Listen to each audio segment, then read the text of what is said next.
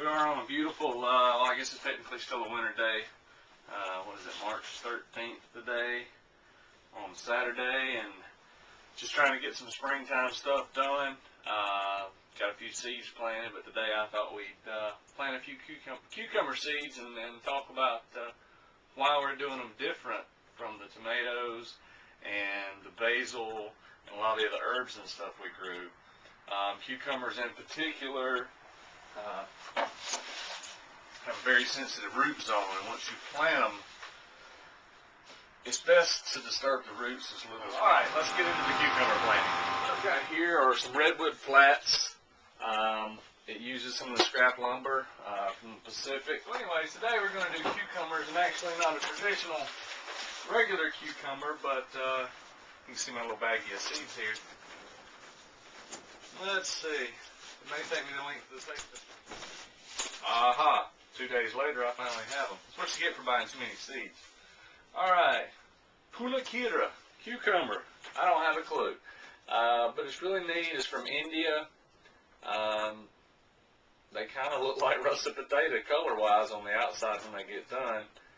But they're, you know, it says direct sow, no transplant. But like I said, we're going to show you how you can do that today. And I know this doesn't qualify as an herb directly for the herbs for them, but, you know, what are herbs if you don't have more vegetables to enjoy with them? So anyways,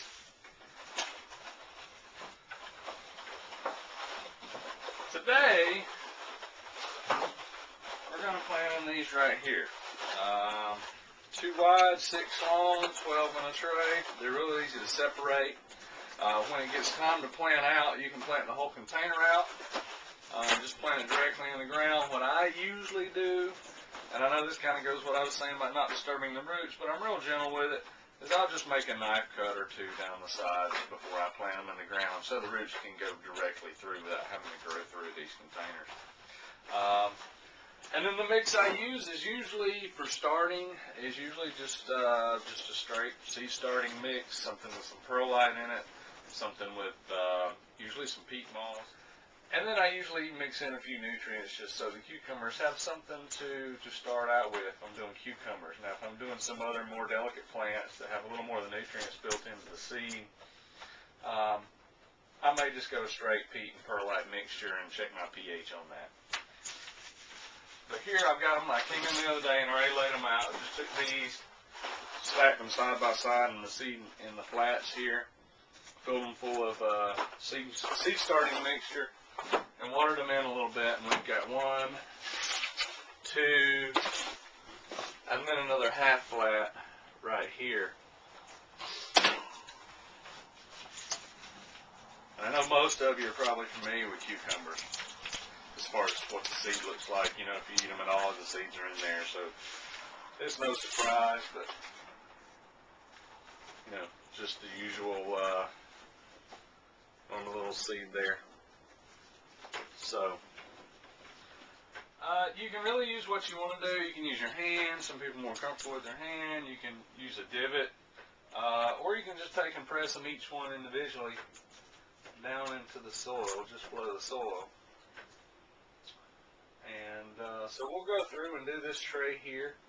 And you know, if you're planting out in the garden and you've got plenty of seeds, then you'll probably want to put 2 to 3 cucumber seeds per hill, per mound. I know with squash and cucumbers you may be used to mounding them up, planting them in a little pile. But when I'm inside in this environment, I only have 1 little pack of seeds. I usually only plant 1 seed per container. Now, if I have something that's got tinier seeds and a whole lot more seeds, then I'll do 2 or 3. And that's to ensure that you at least have 1 viable plant per pot.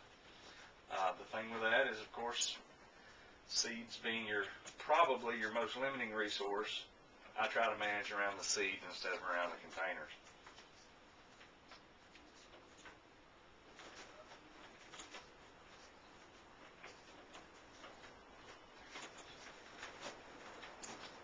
I don't generally pour up these containers a day ahead of time, but honestly, I walked out and left the seeds laying on the counter, so my father and I came out and put the soil in here yesterday. What's the problem with that? Even though I covered them up, they dried out a little bit. So when we get done planting all these, make sure and thoroughly wet in the soil. Make sure it's got good drainage, of course, but you want to make sure and thoroughly wet in the soil so that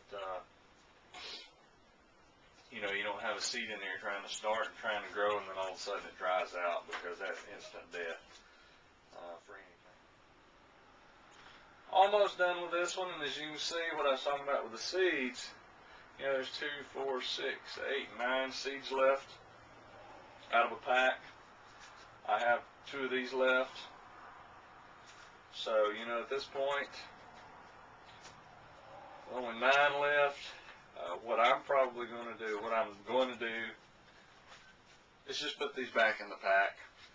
I know you say, well, what good is 7 seeds do you? But, you know, when you're growing something new and you kind of want to do it for maybe even a casual research project, it's nice to have something to go back to and save a few back. And, you know, if you get into the first few weeks of the season, something's looking promising, or something goes wrong, you know, you've always got 7 more to come fill in. After they start to come up, you can see which ones didn't pop, and then put you another seed in there and move on. And again, I think that's the most efficient thing to do, since the seeds are my most limiting resource. So that's that. I'm going to go through this big stack of seeds, see what else would be appropriate to go in here. And again, think about the roots, think about the transplant, think about the overall size of the plant, you know, from when you want to go from here to planting it out in the garden, or to transplant it over to a pot. So that's planting cucumbers with the herbs forum today. I'm Moringa Mark. I appreciate you for joining me, and we'll see you next time. Thanks.